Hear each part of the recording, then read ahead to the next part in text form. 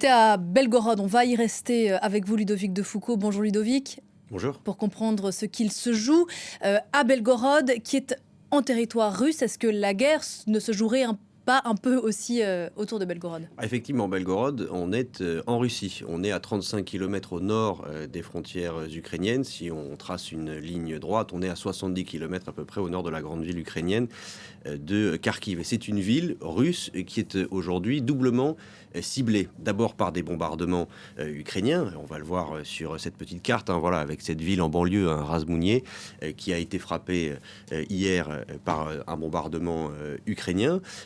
Ces derniers temps, l'armée ukrainienne cible des positions russes ou parfois des raffineries à l'intérieur du territoire russe. Et puis c'est aussi Belgorod, une ville qui est ciblée par des incursions menées par des opposants russes armés, des opposants russes au Kremlin qui sont basés en Ukraine. Alors face à cette situation, qu'a décidé Moscou? D'abord d'évacuer les populations civiles, puisque les civils, d'après la Russie, payent le prix de cette situation. Il y a un bilan russe qui fait état d'une quinzaine de morts parmi la population civile à Belgorod et autour de Belgorod la semaine dernière. Donc Moscou décide d'évacuer 9000 enfants qui seront relocalisés plus à l'est dans le territoire russe. Et c'est l'une des plus grandes opérations d'évacuation de population civile décidée par Moscou depuis le début de la guerre. Donc ce n'est pas anodin.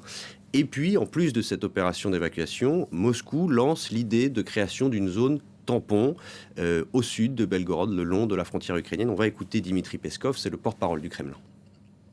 Le président Poutine a dit qu'après les attaques de drones ukrainiens et les bombardements sur notre territoire d'installations publiques ou de bâtiments résidentiels, des mesures seront prises pour sécuriser ces territoires.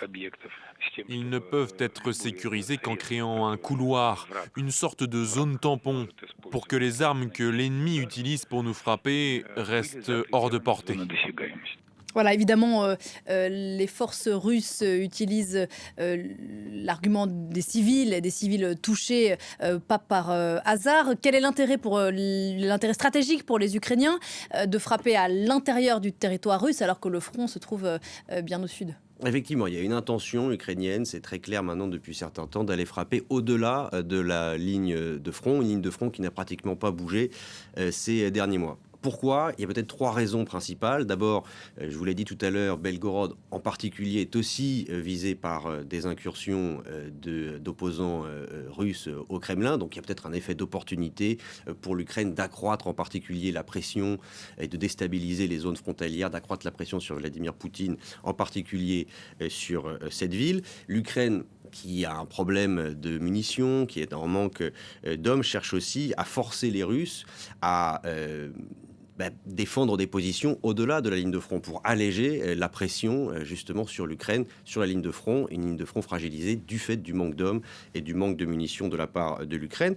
Et puis une troisième raison, c'est une interprétation, mais on entend beaucoup les officiels ukrainiens communiquer sur ce qui se passe à l'intérieur du territoire russe qui est frappé. Ils communiquent un peu plus que d'habitude et ils parlent beaucoup du manque de soutien et du manque d'aide occidentale, en particulier les munitions américaines qui n'arrivent pas. Et donc je pense que c'est aussi un signal, toutes ces frappes qui visent le territoire russe de la part de l'Ukraine, un signal envoyé aux Occidentaux, parce que souvenez-vous, à chaque fois que les Occidentaux livrent des armes à l'Ukraine, ils en limitent la portée pour éviter que l'Ukraine n'aille frapper trop en profondeur à l'intérieur du territoire russe et pour rester limité dans une stratégie défensive. Or là, les Ukrainiens font le contraire, puisqu'ils cherchent à aller frapper au-delà des lignes de front, à l'intérieur du territoire russe. Donc c'est peut-être un message envoyé par l'Ukraine aux Occidentaux, en particulier aux Américains, pour leur dire dépêchez-vous de nous envoyer ces munitions, sinon on va continuer à faire ce que vous ne vouliez pas qu'on fasse.